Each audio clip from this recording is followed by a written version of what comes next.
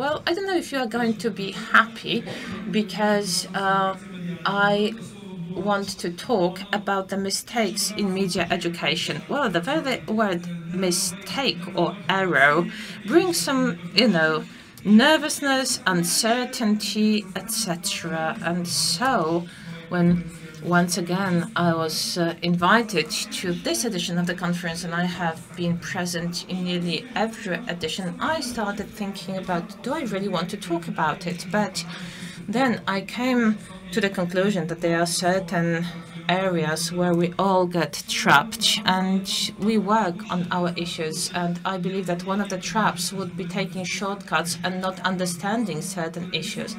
There's going to be a discussion about it, and they are not going to, well, this is also going to be about the organization, about bans, about not doing this. And some people say, even with good arguments, that this is a trap in itself. So there will be an opportunity to talk about it, which is brilliant, because it's good to talk about those arguments and also see what we can get from these solutions. But have a look at what we have. This is a book, Unsuccessful Therapy, and it's really worth reading. It is written by two psychotherapists. These psychotherapists went to other therapists and said, well, tell me about the mistakes in the therapy that you led.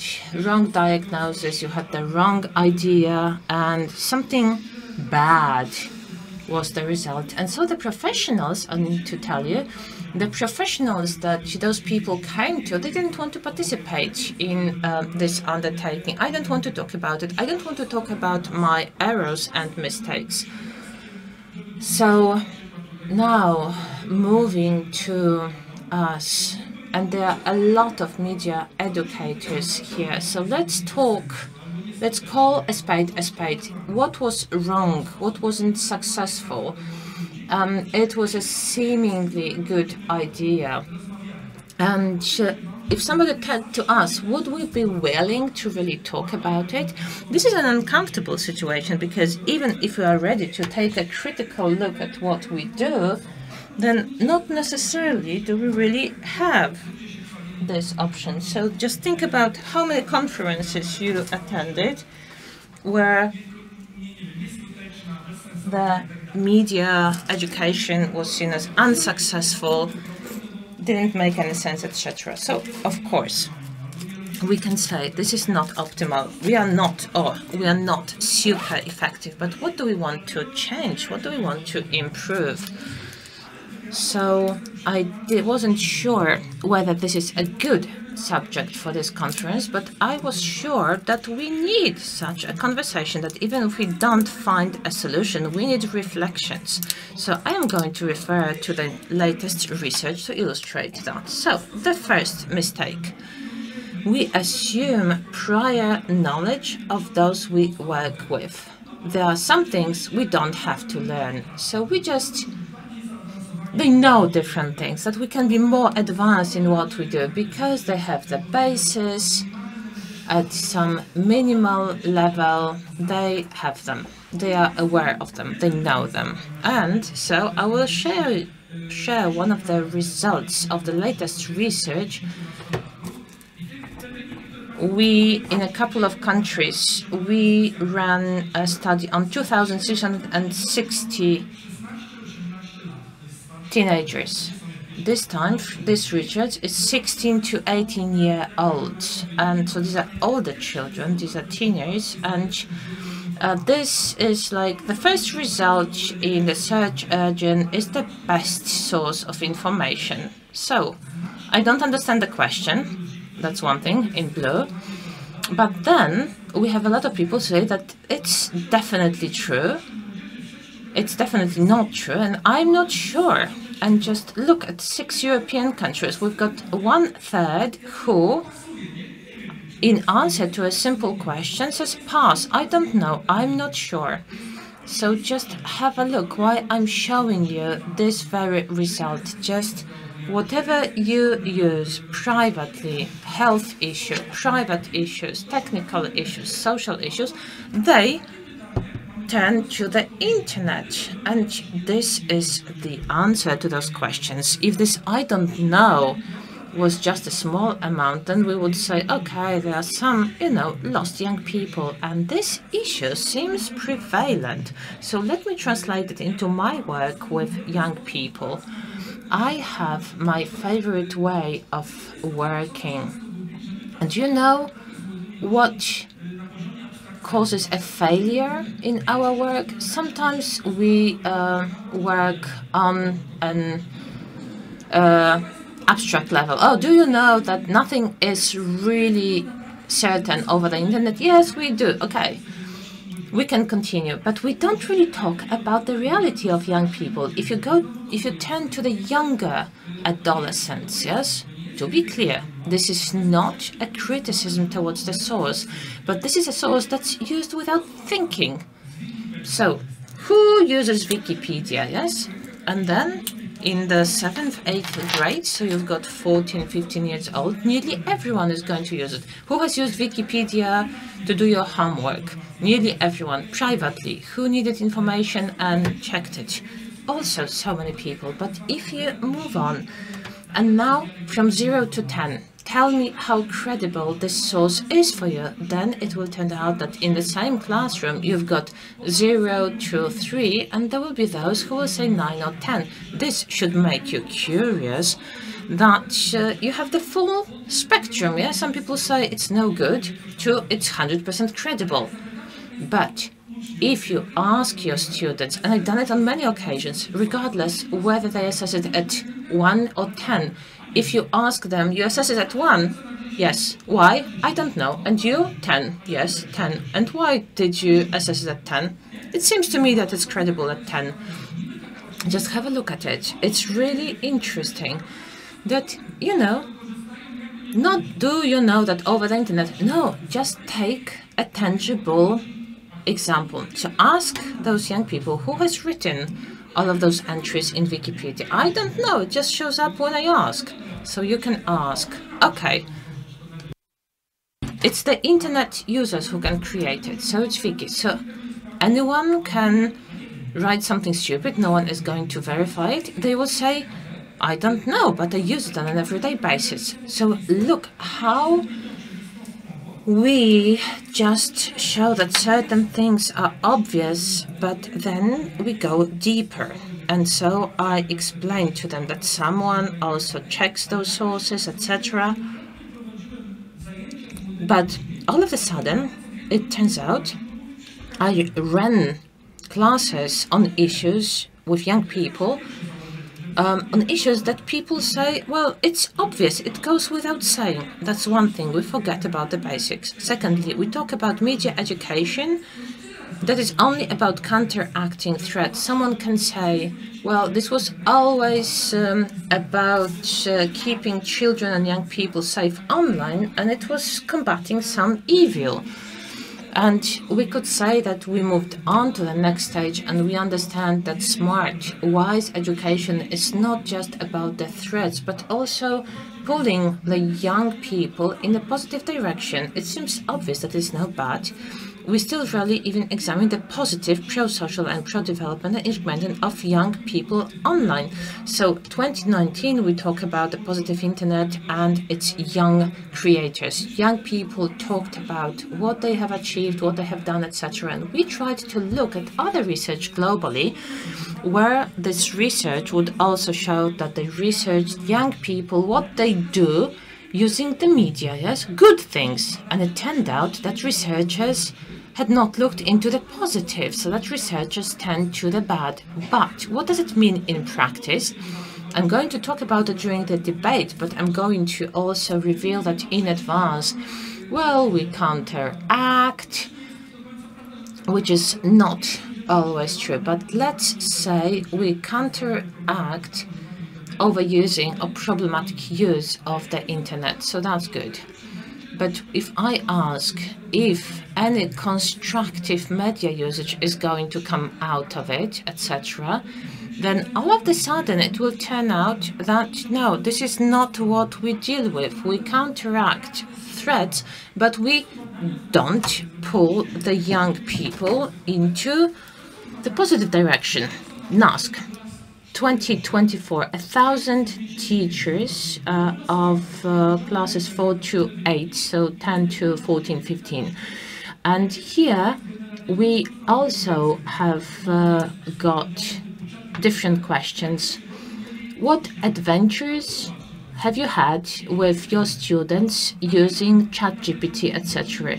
So ChatGPT, 1/3, well, young people would say it was positive, but teachers would say, that's 1/5 of the teachers said that ChatGPT lied, and the students took it for real. They thought it was true, that students brought their own, the work from ChatGPT as their own homework. But for example, the teacher couldn't distinguish, so that's bad. But then young people wanted to talk about ChatGPT. They asked about advice, how to prepare different things.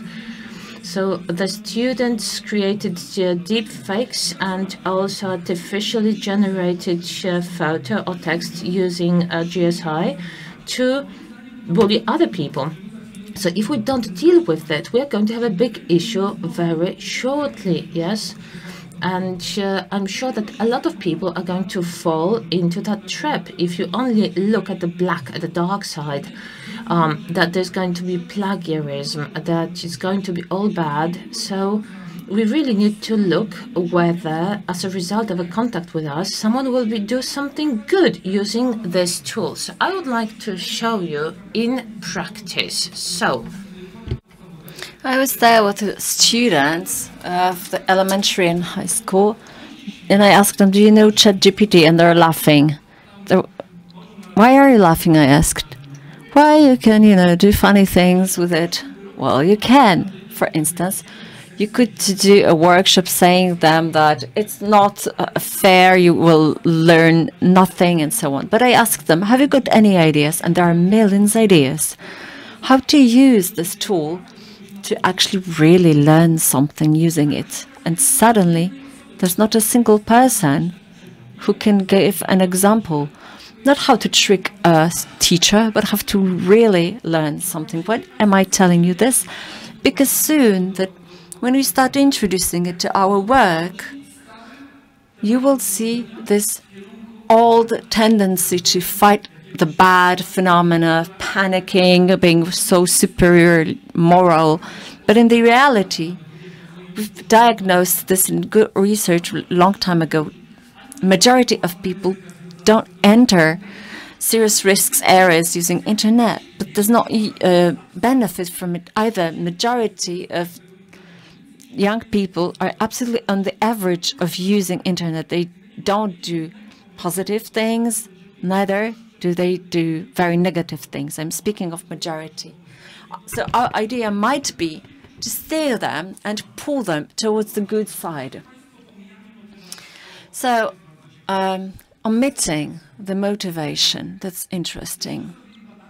When you neglect motivation, we made a research in 3 countries. We evaluated the young people, the same people 3 times.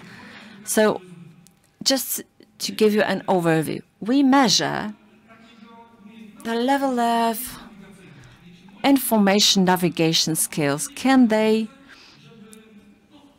evaluate, can they search information well and be critical, compare, verify, and so on?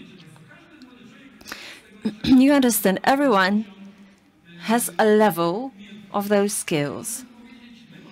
So we may say we can educate them to have their skills better. But an interesting thing is, when we verify it later on, does that level of skills have anything to do with a young person saying that, for instance, in the last year, they followed an advice from internet, like a negative advice that harmed them? Or we ask, did it ever happen to you that you forwarded something that you thought was true and it turned out to be a lie or not true? I'll tell you a thing. There is a certain correlation. People who never done that have higher skills. okay, so it works. My skills are higher, information-related skills. So I will make mistakes less frequently. But the ones that did it, for instance, once a year or several times a year, the differences are not so high. So there are very many people who have high information skills and they are not protected from making mistakes. So the question is rather, what is the decision-making factor? What is about this young person other than the skills and knowledge that this person, despite having that knowledge, will do stupid things? It's really not that as easy as people know what the consequences are, so they won't do anything. Standards in the group, lack of motivation, it's not so straightforward. So we assume really simple things in our education, saying that once they know it, they will not make mistakes. Very many people, young people in cyber violence, they know that if somebody is bullied, that it should be reported somewhere, but they say, I wanted to notify it, but there were 50 reasons that I was afraid of notifying it, and I did not do it. So it's not so easy. And that's really a shortcut. It seems that we have ideas that some problems will be solved with some simple solutions. So Dr. Fields showed it very clearly that banning the phones is strictly related to very serious problems that are structural, family-related, emotions-related. And we suddenly come up with an idea that we solve these, for instance, by banning telephones in school.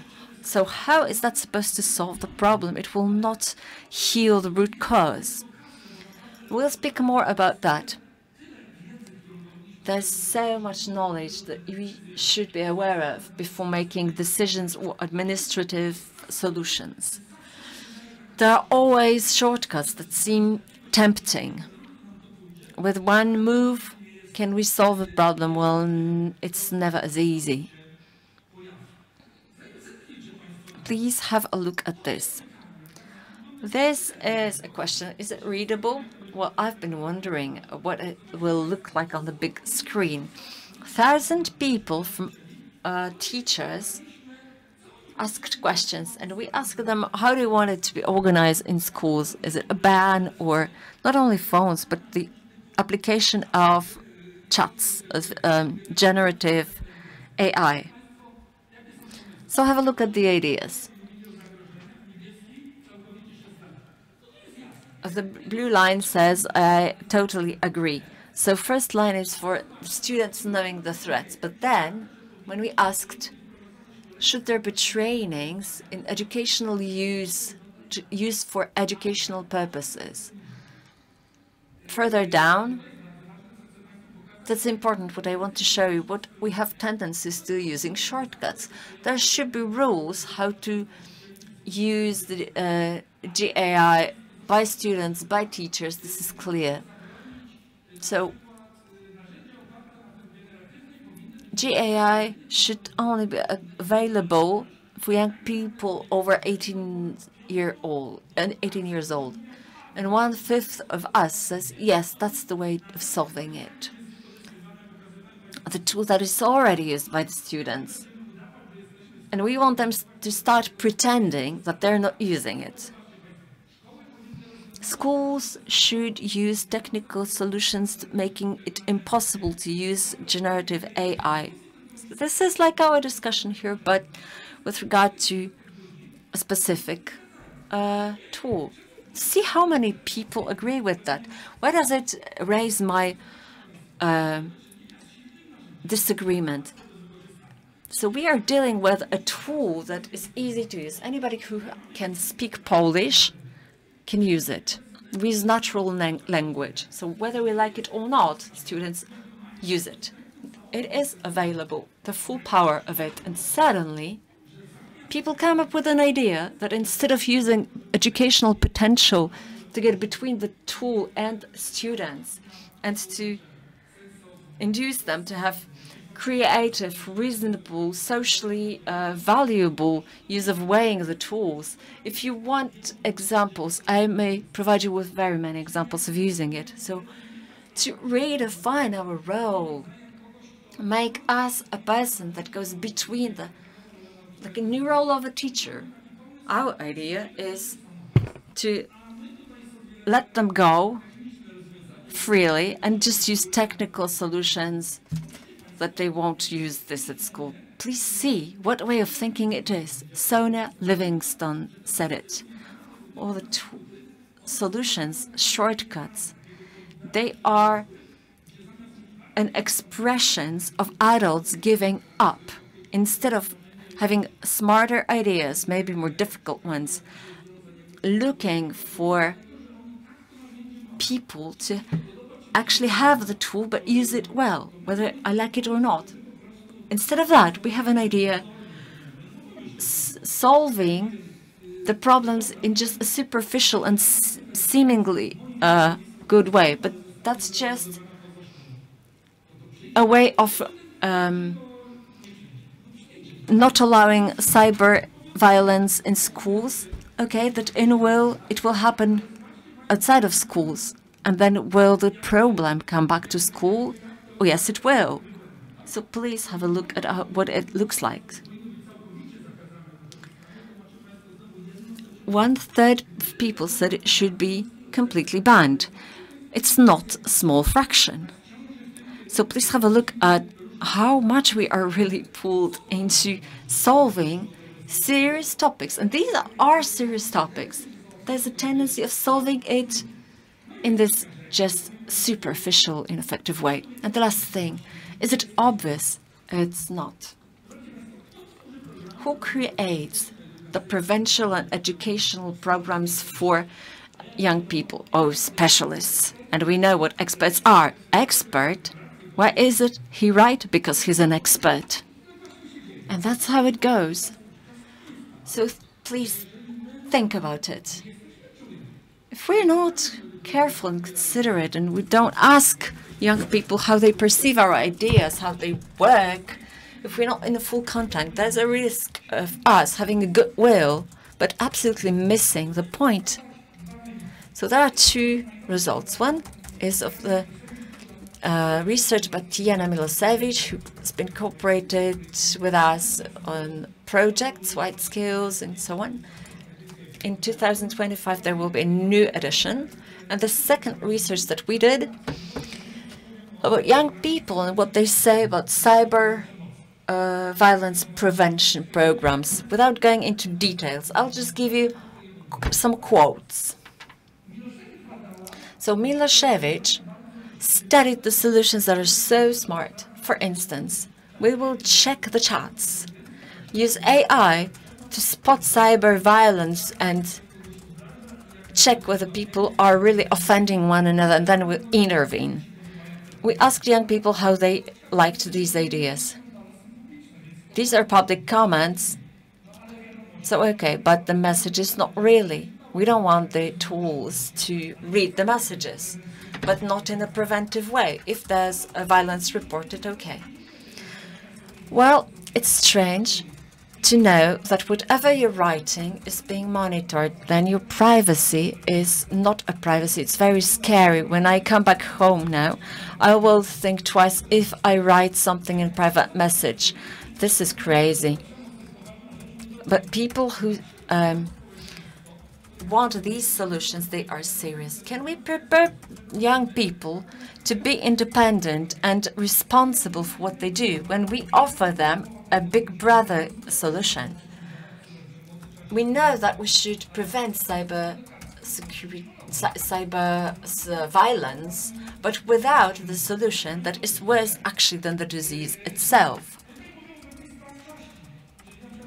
Causality. Well, some comments say you will have to just bear with it and delete the comment and not allow this to touch you.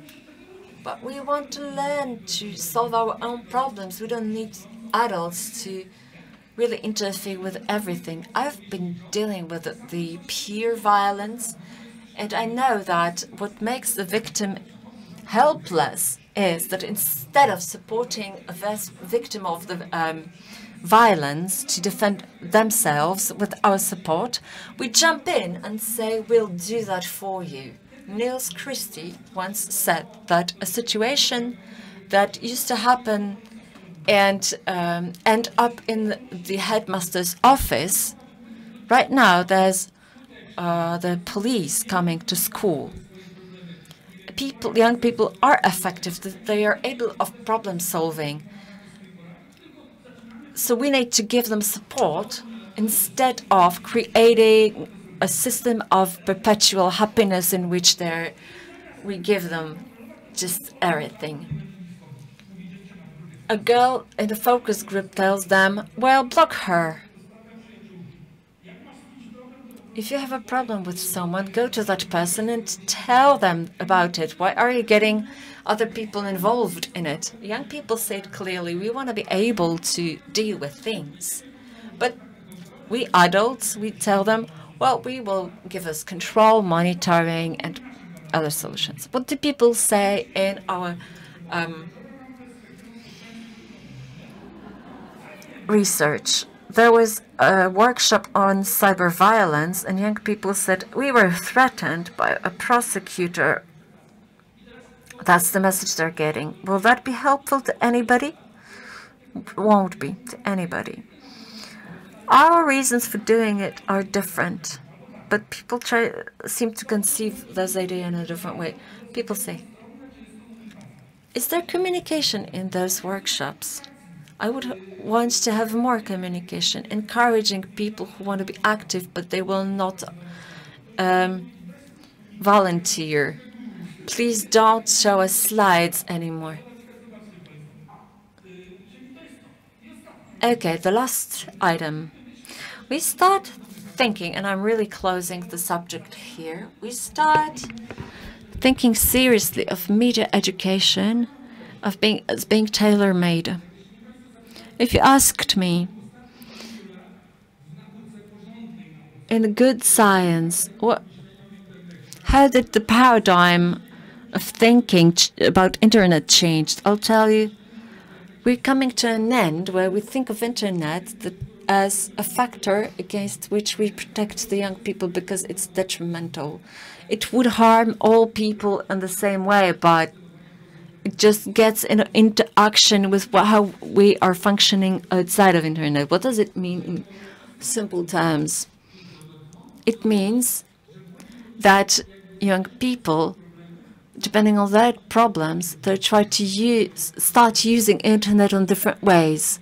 They don't become this or that, or they don't develop mental problems because of internet. No. A young person who has family problems in the system of the family, they start manifesting those problems that they have in the family in a way how they use internet. And they're not experiencing problems because they have internet. What does it mean for us, for all of us? It means that we should start understanding that all those simplified visions of blaming them for internet, that we need to get rid of those easy ways of understanding these topics. Otherwise, we'll just be really untrue. If we keep insisting that internet does something bad to young people and we protect them. I want to tell that when you do research with children on the spectrum of autism, this is also what we do. This is a publication in which we show how children with special needs use internet. Autistic children with difficulties and intellectual disabilities, migration experience, they use internet in a specific way, both in positive and negative terms. And it suddenly turns out that the media education should be tailored to the needs of those groups to understand what is negative for those children, for instance, children on the spectrum. What are the potential areas of the technology as a tool for overcoming difficulties? See how many things there are the things that I'm really deeply convinced that it's worth to have us engaged, leave them to settle and have some reflection about the media education be refreshed. If it's there, it's already good, but we don't have a limited time or resources to just keep coming back with media education of this time. Let's use the time and opportunities and the resources to have it at least of the best quality and not like a ritual thing in itself. Thank you.